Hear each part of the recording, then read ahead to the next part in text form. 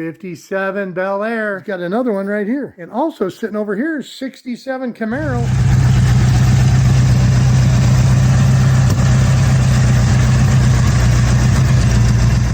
Hey guys, it's Bill, FlatBroke Garage. Welcome to the channel. If you're new, thanks for checking me out. What I'm going to do here is I'm picking up on a project I've been working on for a while, and that is my 1970.5 Ford Falcon. Yes, I know, it's a Torino.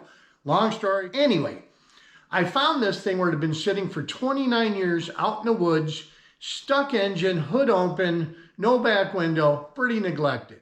So I rescued it, got it out of the woods, brought it back to my shop, broke the engine loose, we got it running, kind of moving, got it into the shop, and now I want to get it going so it moves, drives, and is out of my shop so I can get my daughter's 68 Mustang in here so we can finish that. What I have to do today is get a fuel system in it, including fuel tank, fuel lines, fuel pump, I mean just basically all of that. We got to get some type of an exhaust in it because creatures had packed the exhaust with chestnuts and leavings and whatever. It was bad. So they were rotted off right at the back of the manifolds. So I need something to get the fire and smoke behind me. I also have to get some type of a wiring system in here because the front cowl is rotted out and water has run down into the cowl and gotten in a fuse box. I think pretty much corroded the fuse box. So I have to address that.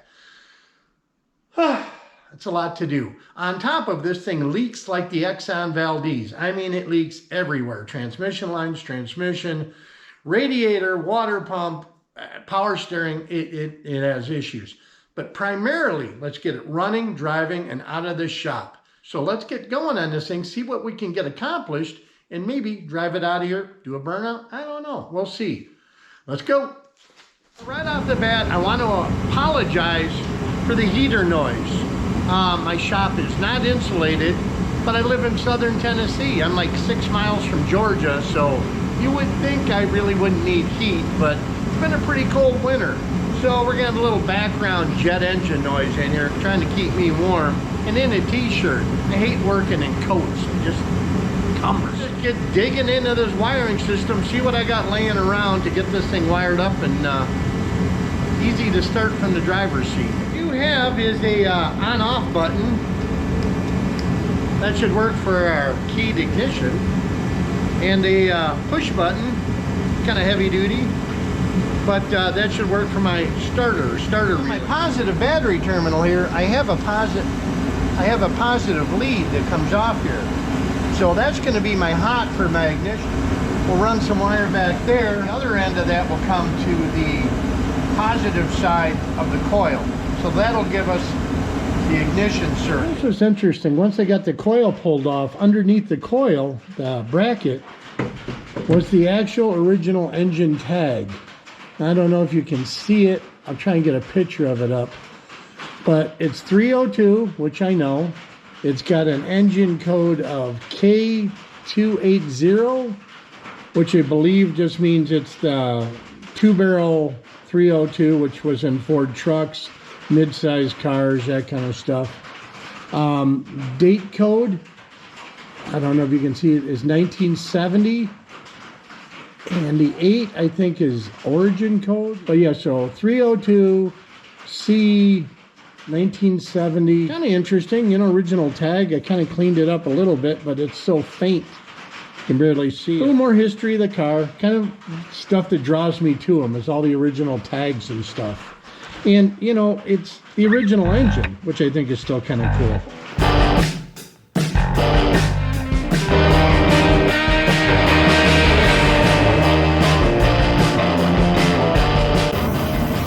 I got all my wires run to the coil. Coil is not mounted yet. Yes, I'm going to put it back here. And for my electrical friends, I am going to put a fusible link on for the positive. I don't have one. I wanted to try this out, but check this out. I've got everything wired in. I got my ignition switch, car cranks, and here's my ignition on off. So I get this all hooked up and hit the switch, crank the car, squirt a little juice in the carburetor because I have no fuel system. Nothing. Car won't start. Like, what the heck? Take a test light, come over, check the coil. No power to the coil. Maybe the switch is backwards. Pull the switch the other way, nothing. Brand new switch, out of the box. Jump. Well, I want to get going on putting this fuel system in. And originally you saw I had the problem with the rust on the channel that held the fuel tank in. So I thought I'd go over to my 71 Torino parts car and was very optimistic, thinking that that wasn't rusty too. Well, it was. It was actually way worse. And I left that there, and what I had to do was make a patch. Here's my problem. Here's our rust. Like I said, it's not the end of the world. I mean, the tank would fit in here, but I'm gonna fix it. I just bent up a patch, an old floor pan I have, and we'll just cut that out, weld that in there, drill it out, and that should work. I guess we'll get this lined up, ground off, weld it in, get my tank put in so I can get the fuel system in this thing. I got that section cut out. I got to clean it up, but my patch will fit really good in here. Butt weld it on both ends, and I can just weld it along the edge there. Should be as good as new, or good enough. Clean this up and we'll hot glue gun it in there. Well, I'm back. Here we are. I'm in a t-shirt, and it's only like 4 or 5 days later. It was just 18 degrees. Now it's 65. So weird living here. Anyways, let me show you what I did. I finished spot welding in the patch I have here, and I put some Duraglass in the millions of little pinholes that possess this, and welding faux pas. I still have to come and weld a little patch over that. I'm gonna kind of scuff all this down and put it in that Eastwood rust encapsulator stuff. Just the stuff here where the tank is and around the tank, just to kind of seal it up. So, you know, no sense you guys watching that. I just want to reiterate, and I am not, nor will I ever be, total disclaimer, a welder. I have friends that are welders. My last job before I retired was with this place, National Pipeline. These are the guys that build the gas pipelines that go across America, Canada, Alaska. These guys are masters. And I know you guys have subscribed to my channel, and I can just see you throwing stuff at the TV. Like they say, I'm the hot glue gun guy. I'm not any of these guys. This is not a tutorial. This is not a learning channel. This is just a regular guy having fun. Like you guys, limited budget, playing in his garage, you know? I just took the air hose and was blowing the dust out, and literally the paint just blows right off this. Just cleaning this out, this old body seam sealer, and under the seam sealer, you can see the rust just doesn't end. I mean, once again, it's not horrible, but I got to draw a line somewhere. I mean, we kind of put a patch there, but I don't know. Before I get this thing painted, I do want to remove this trailer hitch. It's held on with like carriage bolts, if you can believe it or not. So I think it's got one broke off. There's one left here. The other one's been broke off. I guess another carriage bolt through there. So this hitch is all mangled. It'd be cool to reuse it, just to have it on there, but I got to get this thing off. And if I'm going to use it, I got to straighten it out anyway. So let's get that pulled off. And then I did weld a patch on there. Kind of getting this cleaned up. Got to finish wire wheeling it down. The trailer hitch is successfully off. Well, I tell you what, you got some big cojones to put a trailer hitch on a unibody. Look at this. This is the damage. This is where the bolt went through to secure the trailer hitch on, and it's just pulling right through the sheet metal. It just bolted right through the sheet metal, right here and right here. So that's crazy that you would pull a trailer with the sheet metal. So that's off. I'm working on getting the rest of this cleaned up, put a little more magic smooth, clean her up and get this covered in that stinky rust conversion stuff. I don't know how many of you guys have used this rust encapsulator stuff. Works pretty good, but it stinks. Oh my gosh, it stinks. I mean, my windows are open or my door's open, but we're gonna let this dry and come back. We'll dump the tank in here, but whoo, man, nasty. Gas tank installed. I got the vent lines hooked up, the fuel line hooked up, new sending unit in it, fuel line hooked up to that, but she's all sealed and painted and dried. We're getting there, man. I'm feeling positive. Now all you got to do is hook the fuel line up, back up to the engine because it had that toothless connection in there, and see if we can get fuel up to the fuel pump. So now all I have left to do is fix the fuel line up where it goes up to the fuel pump, and get some fuel in this thing, see if that fuel pump actually works. Kind of doubt it, but I do have a new one. And this is done. I think I'm ready to put it, exhaust. I got to do the exhaust. So I might cobble something together. That should be it. We should be roadworthy-ish. Well, with the new fuel tank in, I'm going to have to fix a little problem. Fuel line here, the steel line doesn't look bad, but down here, you can see it, it's rotted away, like rotted off the line. So I'm going to take the air hose and blow this thing out and see how much debris comes out of this thing. It's been one of those days. Kind of had this thing together. It started up, it ran. And I went to start it again and check this out. Brand new starter, brand new. Junk. Thing is locked up tight. So, yeah, no good. And switch, no good. All going back to O'Reilly's. That's frustrating. What led to the problem was I had the fuel in the fuel tank trying to get fuel up, and it wasn't coming up. I'm just going with the new fuel pump. I tried to use the old one. Didn't work, so we got the power steering pump loose. Of course, the steel line is froze onto the fuel pump. Pull this fuel pump off. I have a new one. Slowly rebuilding the car part by part. Yeah, let's get this thing out of here and get a fuel pump in. O'Reilly's had to order the Ford starter. I guess they're getting scared. I'll pick that up tomorrow. By then we'll have the new fuel pump in. Hopefully fuel up to the system. This thing will be running. Hope.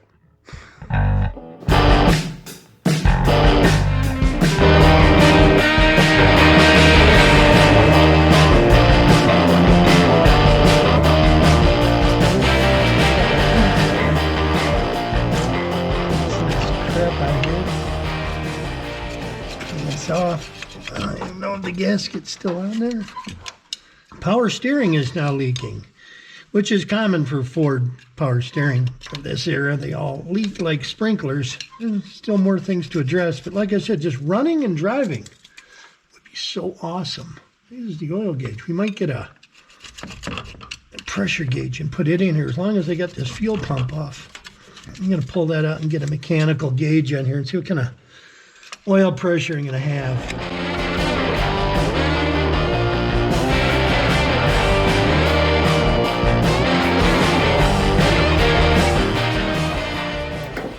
Well, now I have everything kind of cleaned up down here. I'm going to get that oil sending unit out. And of course, I know there's a special socket to get that oil sending unit out, but I think sometimes you can just jam a, I think it was 1 1/16" on here. And, come on, baby. I think it's coming. Ow! There's my finger smashed. I don't have my GoPro with me. I'm going to set this down so you don't smash my fingers anymore.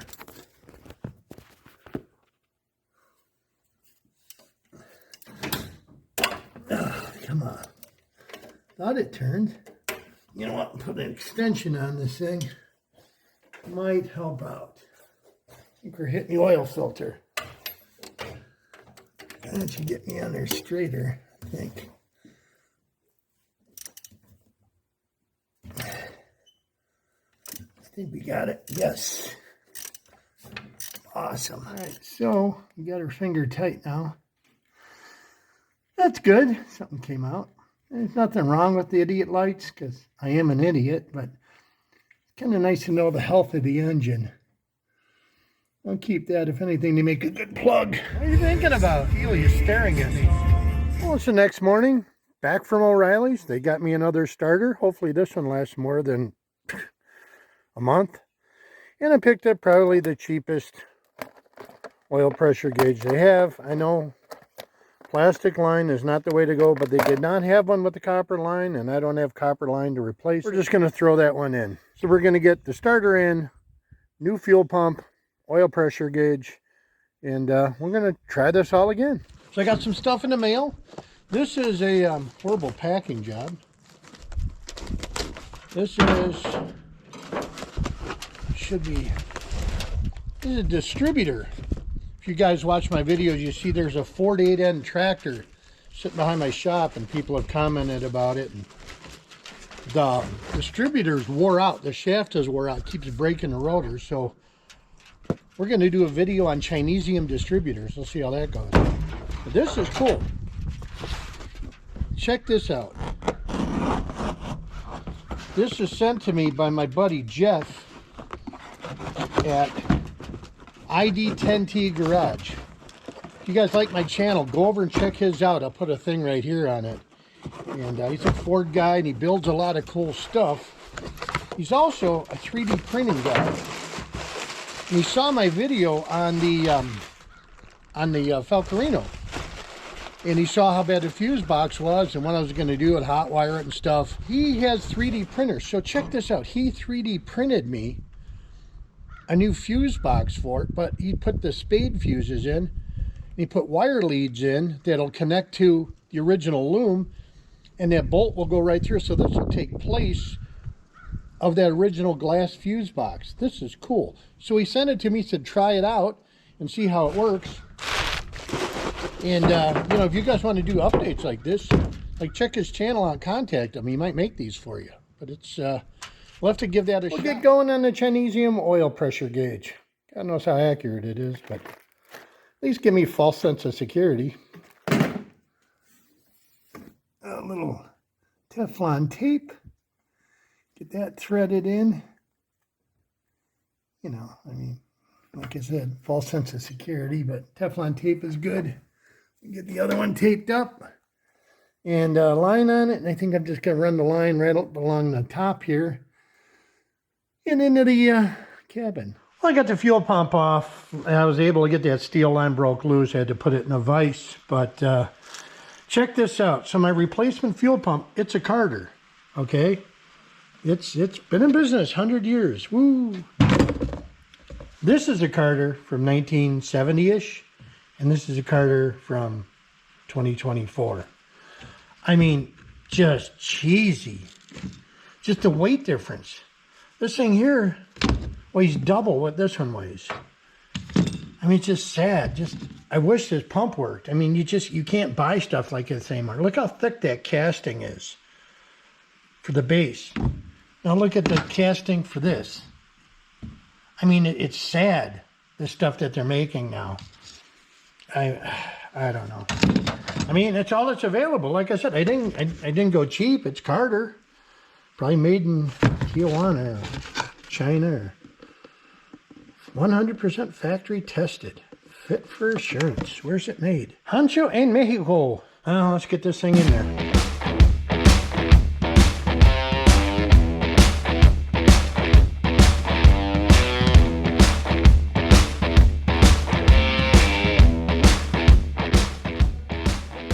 Well, we got everything back in. Fuel pump is on. Fuel sending in, or oil pressure gauge is on. Got the power steering back on. And the more I work on this thing, the more the radiator's just hemorrhaging. Gosh, it's just coming out of there. I don't know. I need a new radiator. There's some in there, but ain't much. So let's get the starter in this thing and see if it runs and see what kind of oil pressure we actually have. While I'm under here, I figured I'd point out the block casting, C9OE. That's a 69 block, which is an earlier 302 block. But I'm sure Ford cast a bunch and used them all up. Also, I want to point out this thing leaks everywhere. All these trans lines are shot. Transmission, anything that's rubber is leaking. Once again, the trans lines are leaking up here.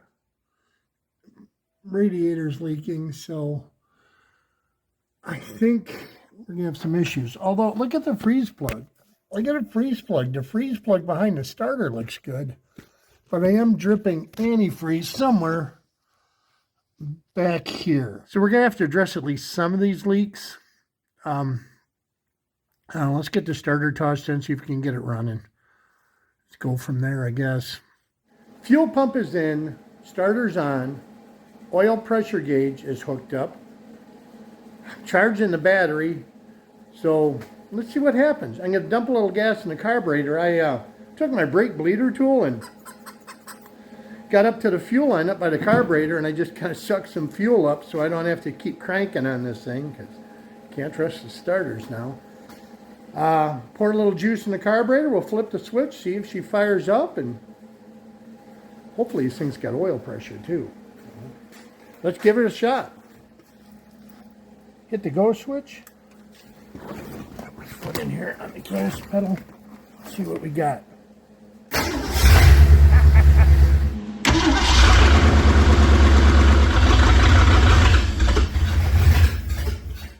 Or not. Let's see what happens. Let's try it again. I think we're not getting fuel. There we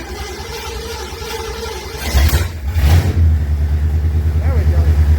Just had to pick up from the fuel pump, I hope. Let's see what the oil pressure is.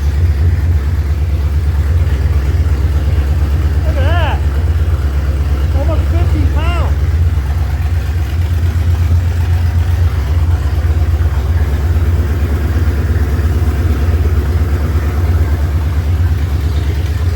That thing runs pretty good. Kinda.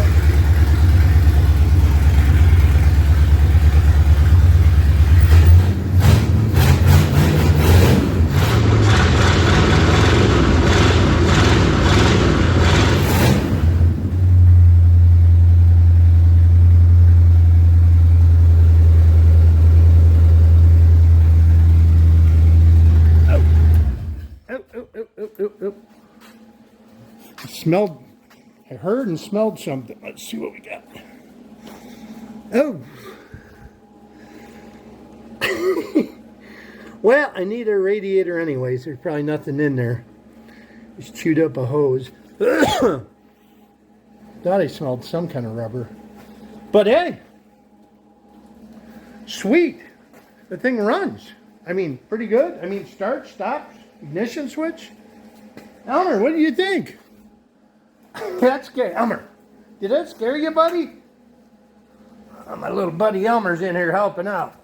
What do you think, bud? He's leaving. He says it stinks in here. I'm going to see if I can get me some cherry bombs or something. Like I said, I want to kind of move the pipes back a bit. I'm going to go over by my buddy Russ, Hot Rod Guy Garage. Check out his channel if you haven't. He does a lot of Torino and Mustang stuff. He's way better at this than I am. He's got a radiator for me. We're motivated. Let's get this thing going. So here's where we're at with the exhaust system. That's basically what we got on that side, and this side, not much better. Basically right at the firewall. So I really don't want to be mainlining carbon monoxide. So I gotta take these pipes off. I have some other stubby pipes I think I can put on so we can run some type of exhaust or mufflers back out of my face. So here's what I got for exhaust. These are the exhaust manifolds that were on the 302 that was on my daughter Ashley's engine that we took out of her Granada. Now that engine's out being rebuilt and should be done soon, so we can get that in, but I'm gonna go with headers on her car. So I don't need these manifolds, but I got these nice pipes here where I should be able to take these off, put them on there, and then kind of scab on some extensions, so like I said, to move the fumes back. Now I could go all new exhaust, but you gotta remember, your channel here you're watching is FlatBroke Garage. So I'll get these heated up, see if these come out. I think they will. And hit the other one up here, and we'll get over to the car, see if we can get those off the car.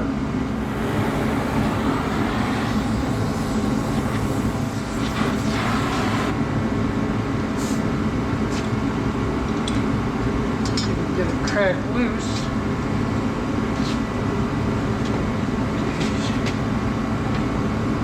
There we go.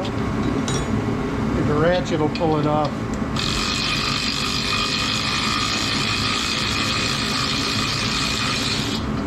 That's one. There we go. Ha!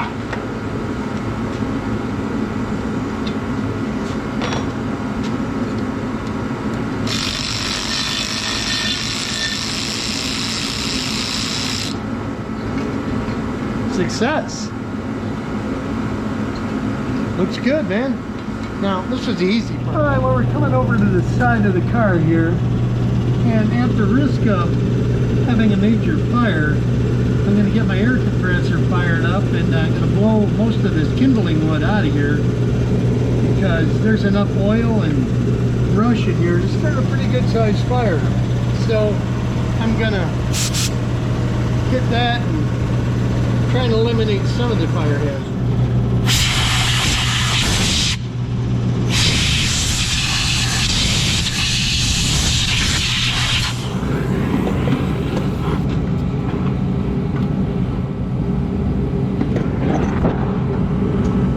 See if this comes loose. Oh, wow. That one's tighter than the other ones here.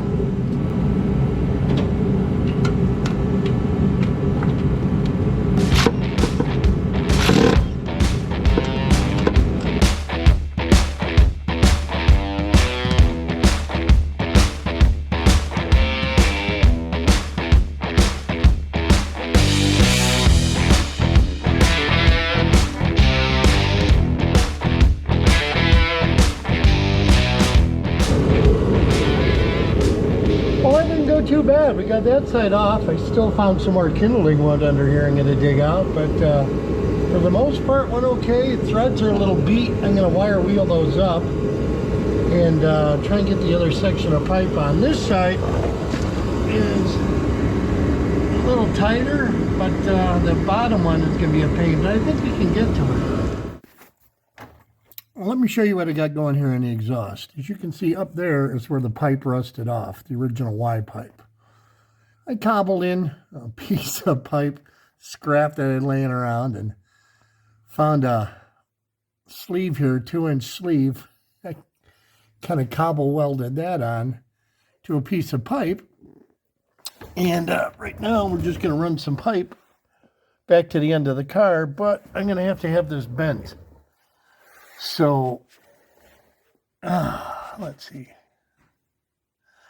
So, this pipe has to be bent over here. So I'm going to mark it up there and measure it and see how far it's got to be bent. And luckily, my buddy Steve has a pipe bender. So all I got to do is measure the distance between here and there, and there and there. And that's roughly how I know how much to bend it. I'm sure muffler guys are just laughing right now. But, you know, like I said, FlatBroke Garage, this is just leftover stuff I got, except for the pipe here. But I'm just making do. But I got my other piece kind of mocked up. I got to straighten that pipe out. And we'll get these pipes lined up, and we'll get over to my buddy Steve's, get them bent, and we'll get everything mounted up. Okay, well, I'm at my buddy Steve's. Luckily, Steve's got a bender, and he's a great guy. He's going to help me bend my pipes. Got my O'Reilly's pipe here, and we're going to twist them up and get them straightened out. It only needs a couple degrees. But while I'm in here, look at this, guys. 57 Bel Air. This is like old school hot rod from the 60s. He said he'd sell this thing. It's all there. It's a 327 4-speed car. I mean, it's cool. He's got another one right here.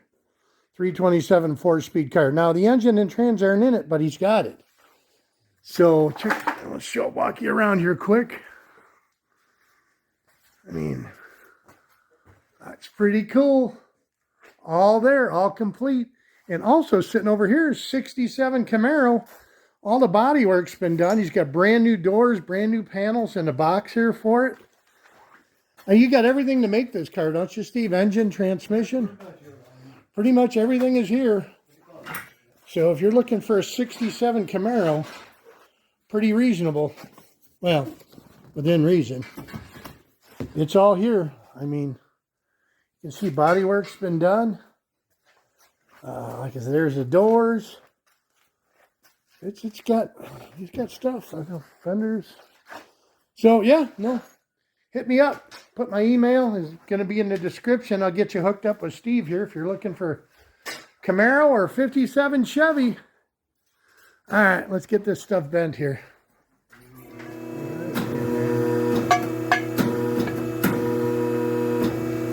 It's only about 10 or 12 degrees. Let's see what we got here.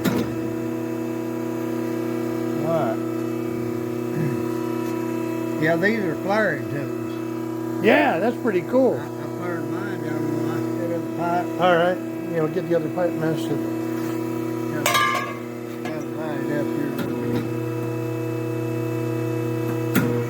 No, like I said, it's only about 10 degrees, a little more. About 10 degrees. That's 10 right there. All right. I put one on it yesterday. And there we go. My pipe's all bent. Thank you, Steve. I really appreciate it, man. I'm back from my buddy Steve's place. He bent my pipes for me, as you can see. Now they're straight all the way back. So I'm just kind of test fitting. I got the right side kind of on here, and I just kind of half-ass hung a cherry bomb on the back. We got all the fumes behind me now because, you know, they're going to go up through there. So if I can get them back there, that'll help a little bit for driving it. What I'm doing is I'm clamping this part here, but I'm going to kind of weld this part. I want this exhaust system to be removable. So if I just have one clamp there and weld this fitting on here, I know I could have had them expand the pipe. I could have just slid it on, but I didn't think about that when I was there. So I'm going to get this side done. It's got some universal hangers back here, and these are cheapy glass packs. They should work. Glass packs installed. Turn the heat off. Let's see what this thing sounds like. Probably gonna sound like every car I remember in the late 70s, early 80s when I got out of high school. Turn the switch on.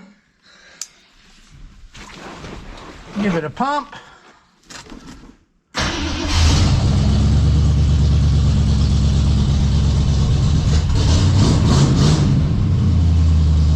Not bad.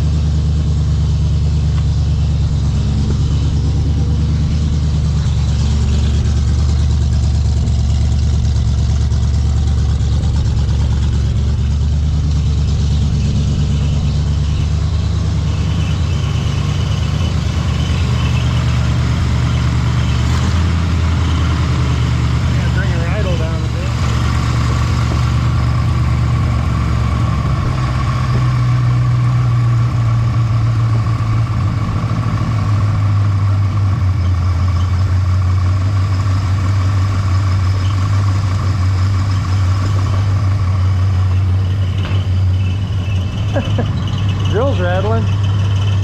Something's rattling. There we go. Headlight's rattling.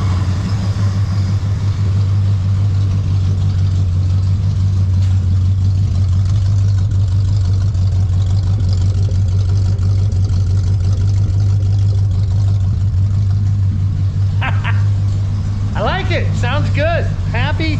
It's idling for about 40 pounds. 35, 40 pounds. I want to pull this thing out of here and see if we can fill up the radiator, move. I don't know, it's leaking pretty bad. But my main objective for getting this thing out of the shop is to A, clean the shop up, and B, get Ashley's Mustang back in here. I know a lot of you guys have been asking. So let's fire this thing up, get it out, and see how it does.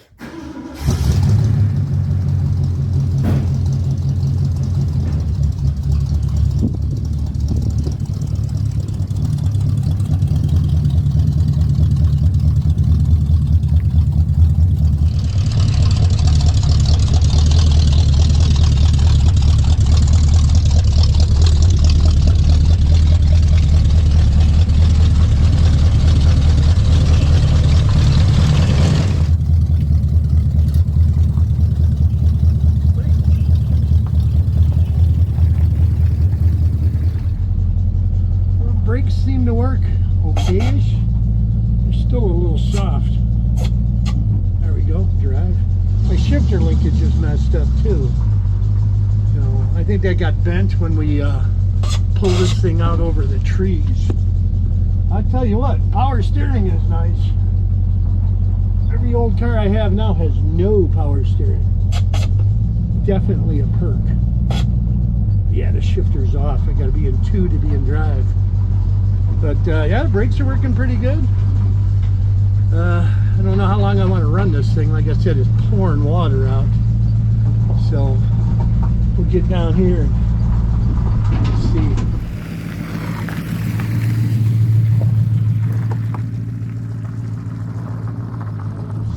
Huh? She's a little sparky. There's no lag in it. Pretty good. Let me turn around down here.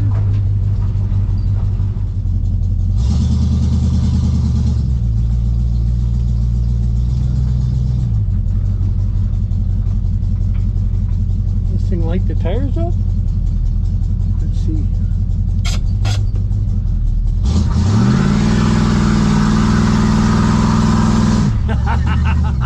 That's cool. Alright, I'm happy.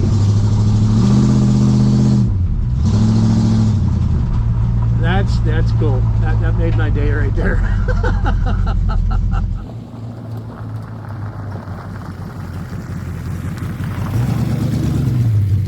This thing is awesome.